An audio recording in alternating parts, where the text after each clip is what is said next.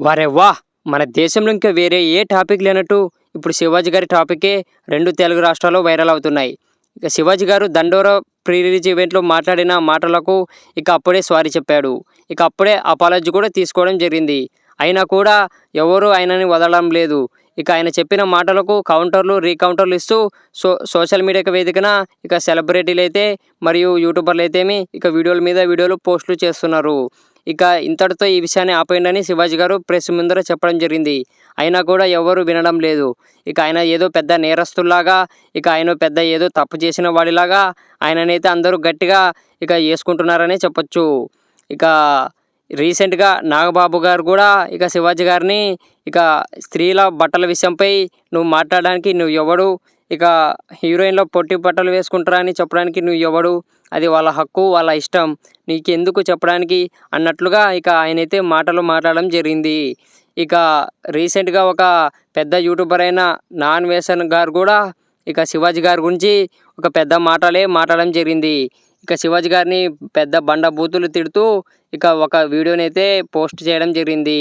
ఇక శివాజీని చాలా పెద్ద మాటలే అన్నాడు ఆ వీడియోలో. చెప్పడానికి కూడా వీలు లేదు. అంత పెద్ద మాటలు అన్నాడు. ఇక ఈ వీడియోని చూసిన ప్రజలైతే ఇక సోషల్ మీడియా వేదికన కామెంట్ చేస్తున్నారు. ఇక నాన్ వేసన్ గారికి ఇక శివాజీ గారి గురించి అలా మాట్లాడడం కరెక్ట్ కాదని చాలామంది శివాజీ గారికి సపోర్ట్ చేస్తున్నారు జనాలు. ఇక నాన్ వేసన్ గారు ఓన్లీ శివాజీ గారినే కాకుండా ఇక గరికపాటి నరసింహారావు గారిని కూడా ఇక పెద్ద బూతులే తిట్టాడని చెప్పొచ్చు. ఆయన వీడియో ఒకటి వైరల్ అవుతుంది గరికపాటి నరసింహారావు గారిది. ఇక హీరోయిన్లు, సినిమా వాళ్ళు వేసుకునే బట్టల విషయంలో ఆయన ఒకప్పుడు చెప్పిన వీడియో ఇప్పుడు తెగ వైరల్ అవుతుంది. అయితే దాని గురించి నాన్ వేసన్ గారు కూడా ఇక కొన్ని చూసి చాలా మాటలు అనడం జరిగింది. ఇక అంత గొప్ప పండితుడిని అలా అనడం కరెక్ట్ కాదని ఇక జనాలైతే నాన్ వేసన్ గారిని అంటున్నారు.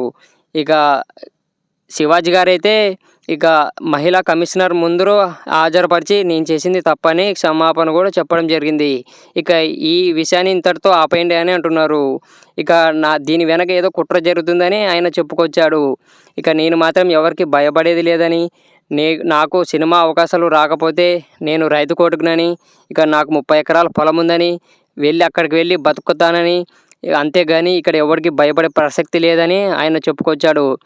దీని వెనక నాకు ఎందుకు కుట్ర చేస్తున్నారో అర్థం కావడం లేదు. నేను చిన్న తప్పు చేస్తే దాన్ని పట్టుకొని ఇంతగా లాగుతున్నారు. కర్మ ఎవరిని వదిలిపెట్టదు అన్నట్లు ఇక ఆయనైతే ప్రెస్ ముందర మాట్లాడడం జరిగింది. ఇక విషయాన్ని ఇంతటితో ఆపేయండి అని అంటున్నారు.